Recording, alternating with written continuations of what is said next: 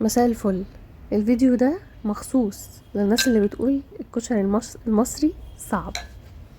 الكشري المصري مش صعب خالص، والناس اللي بتقول انه بياخد غلبة وحلال كتير ووقت طويل وطول النهار نقعد نعمل فيه، الكلام ده مش حقيقي.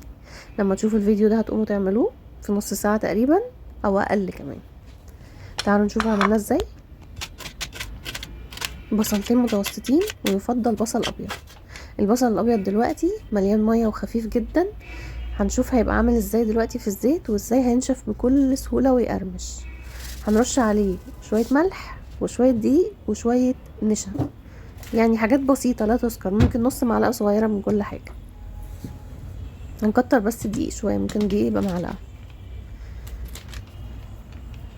طبعا لازم يكون بصل ابيض، اللي هو الذهبي، ما يكونش البصل الاحمر، لازم يكون الابيض. والابيض دلوقتي اصلا رخيص وجديد في السوق لسه. هنبدأ ان احنا نحمره. هنحمر البصل في زيت، وهنكتر الزيت شوية لان الزيت ده هو اللي احنا هنعمل منه كل حاجة تخص الكشري النهاردة. لما يبقى ذهبي مش غامق هنطلعه ونصفيه في مصفى ستانلس، بلاش بلاستيك عشان ما تسحش. هنصفيه عشان ننزل اي زيت فيه. كده احنا بناخد من الزيت بتاعه عشان نعمل الرز انا بحط له شعرية مؤخرا، ولكن ممكن يتعمل من غير شعرية. هنحط له شعرية وهنحط له رز، وهنحط كمان العدس كان عندي مفرز من قبل كده بالحمص بتاعه، فانا فكيت تفريزه وهحطه على طول اهو. عدس بجبه وحمص. هزودهم ميه وملح وكمون وشويه سكر صغيره، وهسيبهم يستووا زي الرز العادي بالظبط، ويتفلفلوا على نار واطيه. وهنحط طبعا تحتهم الشياطه. مفيش اسهل من كده. ده كده الرز خلص. المكرونه هتتعمل بالطريقه العاديه خالص. هنجيب كيس مكرونه 400 جرام، هنستعمله حوالي 300 جرام منه. هنسلقها برضو بالطريقه العاديه خالص. الميه دي فيها زيت وملح، وهبدا ان انا اضيف المكرونه عشان تتسلق. اول ما تتسلق بالطريقه المعتاده هنصفيها ونحط عليها شويه من زيت البصل ونقلبها عشان ما تلزقش في بعضها، وكده تبقى برضو المكرونه خلصت. الحاجه الثالثه هي الصلصه. حطينا برضو من زيت البصل المتحمر، وحطينا فيه توم، حطينا فيه فلفل حامي حسب الرغبه. هنحط شويه ملح وهنشوحهم، وهنضيف الطماطم المعصوره اللي احنا ضربناها في الكبه، وهنضيف لهم توابل. طبعا التوابل سهله جدا. هنضيف الاول المكون الاساسي في الصلصه عشان تطلع زي بره واحلى كمان، معلقتين سكر صغيرين.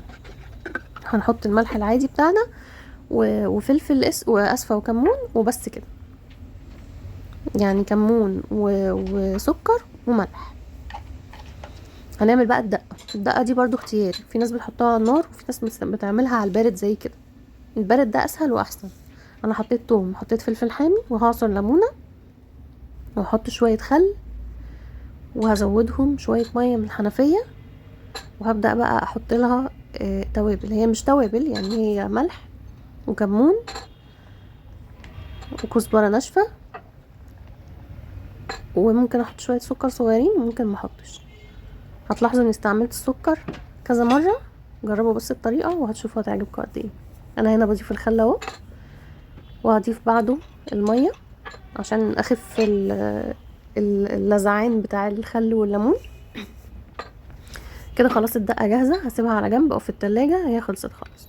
وادي كمان الكشري كله خلص، اللي هو ملحقتش اصلا. هبدا بقى اغرفه. طبعا الرز مفلفل والمكرونه، ودول بيبقوا اهم حاجتين. لازم نحافظ على الميه اللي بنحطها لهم عشان ما يطلعوش معجنين. اصلا مفيش اسهل من كده وصفه كشري تغرفي وتتغدي بالهنا والشفا. ممكن تعزموا العماره كلها او العيله كلها عليه، مفيش اي مانع. سهل وبسيط، ويعني باقل مكونات واقل تكاليف ممكن تلاقوها. لو عجبكم الفيديو ياريت تشتركوا في القناه وتعملوا لي لايك، وتبداوا تجربوا الطريقه دي. جربوها دلوقتي واكتبوا لي في الكومنتات طلعت حلوه ولا ايه. ما تنسوش المكون الاساسي السكر وزيت البصل.